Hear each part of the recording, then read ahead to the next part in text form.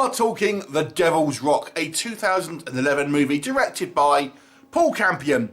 Now I have to say this was actually requested by a subscriber, so thank you to David Lawrence Graham, who has requested this movie a couple of times. And I know I do get a couple of requests from time to time, but it's actually quite difficult to review older movies because I do get so many new movies sent through on screeners and stuff that it's hard to keep on top of, and having the time to watch older movies is sometimes a little difficult. But on the back of seeing Overlord, which was a World War II kind of supernatural action film, and I really enjoyed that, again David suggested I watch this one, which is again a World War II horror film. Now ironically, this movie literally takes place the same day as Overlord takes place. They both take place the day before D-Day. So there you go, you can almost have these films running concurrently on the same day.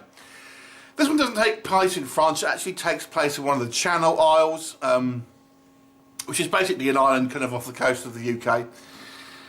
So it focuses on a couple of commandos as they are there on a kind of a covert mission to try and take out some guns. But there they discover there's this kind of like Nazi kind of fortress, and there seems to be some screams and torture going on. So they go and investigate, and they discover what they discover inside is more horrific than you can possibly imagine. Of course there is Nazis in there, but there may be something far more demonic within these walls at the same time. So that's all I'm going to say on the plot of this one. So let me say this, it's a slower film than kind of like things like Overlord. You know, you can kind of throw the kind of the Nazi zombie genre in there. Things like kind of Dead Slow. This is more a kind of a psychological horror film, but there is a lot of gore in this. But not so much action, if that makes sense. There's not so much like fighting with physically fighting with forces.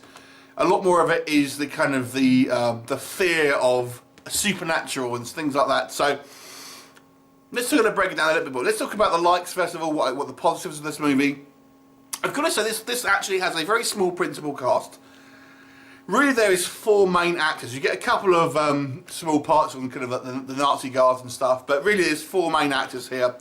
And because it's such a small cast, I feel you have a good sense of, you know, of characterisation. So you get to know the characters, I feel, quite intimately here, and you've got a good sense of who they are. And I've got to say that the performances are quite good. I have a little problem with one, but we'll come on to that. So all the performances I thought were fairly good here.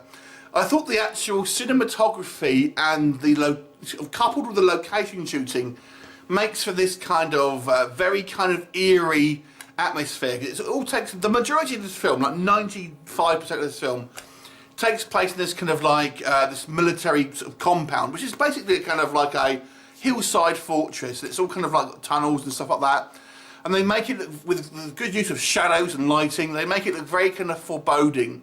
And I've got to say that kind of the satanic kind of iconography here looks really good, and they do an absolutely amazing job with practical gore effects. And there is some really kind of fairly hardcore gore going on here, and there's some kind of like homages to other horror films here, Cannibal Holocaust for example, you know it when you see it. And apparently some of the sort of the bodies and stuff are actually played by other people in the kind of the New Zealand horror scene. So there you go.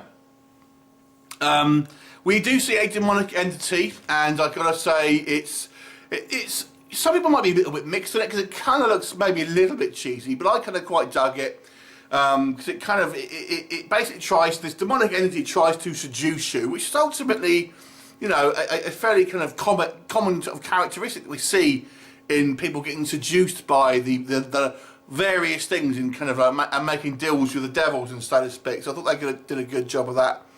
And I've got to say, this movie has a very tight script, and I feel it does do a great job of kind of like, you know, making you feel tense basically, and how they're going to get out of this situation. And then throughout the movie, we have a few kind of twists and turns really about, you know, what's going to happen, and you know what is the greater evil and things like that. So that was all very good. And I've got to say, you know, this movie is the perfect kind of length, and you know, I actually found it very invested, wanting to find out what happens. So really negatives here, relatively minor. There are a couple of obvious kind of like cliches For example, we have one of the soldiers talking about how he's got a date with a hot girl the next day, so you know what's going to happen to him, don't you? The next thing is, and this is probably the thing that maybe bothered me the most, was our main German officer, who is a part of the SS, does not appear to be German, or even sound German. So that kind of, and we have two sort of Kiwi soldiers, obviously, coming off the coast of the UK. I can forgive that. But then we have a German who doesn't sound German. Not sure where the actor is from, but it didn't even sound like it. There's he says a couple of German words, but most of the time he speaks English and not in a German accent. So that bothered me a little bit, to be quite honest. I think the movie does kind of lag a little bit, I have to say. As it gets towards its climax, I've got to say, it feels like it's running out of a little bit of steam. But I feel like the actual, the end of the movie is quite strong and quite kind of bittersweet, so to speak. When the conclusion happens, it's kind of like, kind of, it doesn't go quite to plan, but still, without giving everything away, it's kind of an interesting ending. And like I said, the demonic makeup here is essentially red paint, with a few kind of add-ons and stuff like that. I'm trying to be vague, as much as vague as I can, and I can see some people saying it looks a little crappy. I think it works in the context of this movie, but I can understand why some people might say the kind of the demonic entity here borders on a little bit of a kind of cheesiness to a certain degree. It almost looks like an 80s monster, if that makes sense.